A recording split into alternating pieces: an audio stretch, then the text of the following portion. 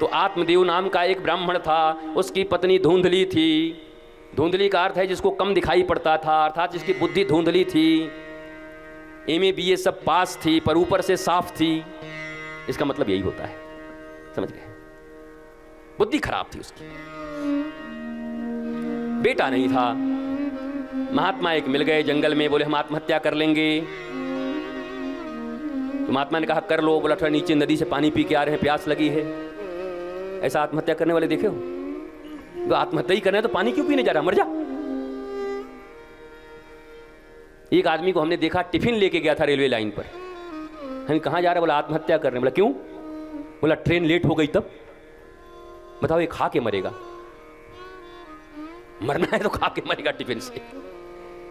तो क्या मर जाऊंगा? उन्होंने बहुत समझाया, देखो ये सब चक्कर में मत पड़ो, भगवान की भक्ति करो, सब ठीक। हमको बेटा चाहिए। बोला चल भाई, नहीं मानता तो ले ये फल ले जा, पत्नी को दे देना। पत्नी को दिया। पत्नी बड़ी सक्की थी, नहीं खाई। फल खाऊंगी पेट बड़ा हो जाएगा, घर में आग लग जाएगा, सब कोई भाग जाएगा, हम भाग नहीं पाएंगे। और जब हम बिस्तर पर होंगे तो हमारी ननद आएगी, सब माल ले जाएगी। अद्भुत अद्भुत, इसीलिए नाम उसका धुंधली था। बेकारी सोचती रहती थी। भागवत में ऐसा ही लिखा हुआ है।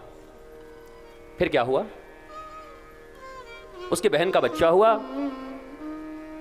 उसने बहन को कुछ पैसा दिया, जो फल मिला था उसको गैया को खिला दिया।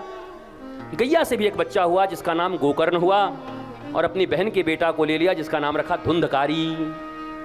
मैया ने कहा देखो आत्मदेव, इसमें तुम्हारा कुछ नहीं है, इस बच्चा को पैदा करने में सब हमारा मेहनत है, नाम हम ही रखेंगे। बोला रख दे। बोला हम हैं धुंधली, इसका नाम रहेगा धुंधकारी। बहुत बढ़िया, बहुत अच्छा। जैसी मैया वैसे ही बेटा महाराज।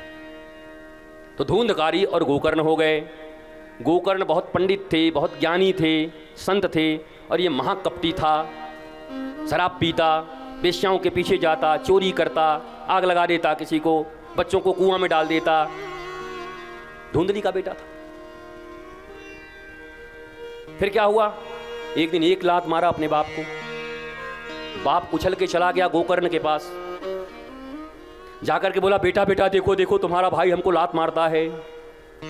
तो गोकर्ण जी ने कहा कि जाओ अपने बेटे के पांव की पूजा करो, रोली चढ़ाओ, मोली चढ़ाओ, चंदन चढ़ाओ, आरती लगाओ। बोला क्या बात करता है, फालतू बात, उसने लात मारा है। बोला तुम्हारे घर में ही संत रहता था गोकर्ण रूपी, लेकिन आज तक तुम्हें नजर नहीं आया था। भला हो तुम्हारे बेटे की लात के घर में छुपा हुआ संत तुमको नजर आ गया।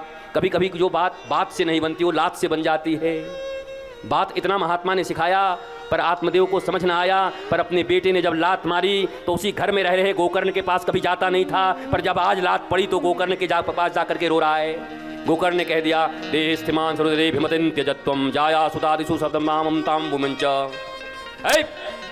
पत्नी पुत्र इत्यादि के चक्कर में फंसा हुआ, भगवान की तुझे होश नहीं है। बड़ा ज्ञान दिया गुरु के रूप में, बेटा है पर गुरु के रूप में ज्ञान दे रहे हैं। और अंत में बड़ा सुंदर ज्ञान दिया जिसको गोकर्ण गीता कही जाती है। धर्मं भजस्व सततं त्यज्य लोक धर्मान सीवस्य साधु पुरुषान् जहि काम तृष्णाम् अन्यस्य दोष गुण चिंतनमासु मुक्त्वा सेवा कथा रसमहो नितरां पिबत्वम्। धर्मं भजस्व सततं, धर्म का भजन करो, सतत करो, लोक धर्म का परित्याग कर दो, परम धर्म को अपनाओ और लोक धर्म त्याग दो। अब इस पर तो मैं 10 दिन बोलता हूं और मुझे बोलना है 10 सेकंड में, कैसे बोलूं? बताइए, कोई उपाय बताइए नागपुर वालों। धर्मं भजस्व सततं त्यज्य लोक धर्मान सेवस्य साधु पुरुषान् जहि काम तृष्णाम् अन्यस्य दोष गुण चिंतनमासु मुक्त्वा सेवा कथा रसमहो नितरां पिबत्वम्। जितने भी लोक धर्म है उसका पिताजी त्याग कर दो और अब परम धर्म को अपना लो। अन्य के दोष और गुण का चिंतन करना बंद कर दो। भैया दोष चिंतन करना तो ठीक है, बुरी बात है, लेकिन गुण का चिंतन करना भी क्यों बंद कर दे? प्रश्न ये उठता है। अन्यस्य दोष गुण चिंतन मासु मुक्त्वा, दोष के बारे में विचार करना बंद कर दो और गुण के बारे में विचार बंद करना कर दो। क्यों? बोला दोष के बारे में विचार करोगे तो शत्रुता हो जाएगी और गुण का विचार करोगे तो राग हो जाएगा। राग और द्वेष जब तक रहेगा तब तक अभिनिवेश नहीं होगी। राग और द्वेष में फंसे हुए आदमी के जीवन में कभी ज्ञान और भक्ति नहीं आता। अगर किसी के गुण का चिंतन करोगे तो उससे राग हो जाएगा, और किसी के दोष का चिंतन करोगे तो उससे द्वेष हो जाएगा, और ये दोनों भूत हैं, खतरनाक हैं। इसलिए रमता जोगी बहता पानी। साधु न किसी की निंदा करता है, न साधु किसी की स्तुति करता है, निंदा स्तुति से ऊपर रहता है, न किसी का गुण गाना है, क्योंकि एक ही काफी है, एक तेरे सिवा। उसी के गुण गाने में वो बेचैन रहता है। दूसरे के गुण से उसको क्या मतलब है, और दूसरे के दोष से उसको क्या मतलब है। तो ये शिक्षा दी, भक्ति करो। फिर आए गोकर्ण जी। गोकर्ण जी ने कथा सुनाई। अब 7 बांस 7 फट फट फट फट गए, भूत निकल गए। ये सुनने से भी क्या फायदा है, छोड़ो। 7 ग्रंथियां होती हैं मनुष्य के जीवन में। जब श्रीमद् भागवत के 7वें दिवस की कथा सुनते हैं तो एक एक दिन एक एक ग्रंथि निकल जाती है, चक्र होते हैं, चक्र का वेदन हो जाता है। बांस टूटने का मतलब यही है। वैदांतिक सार सुनना चाहिए।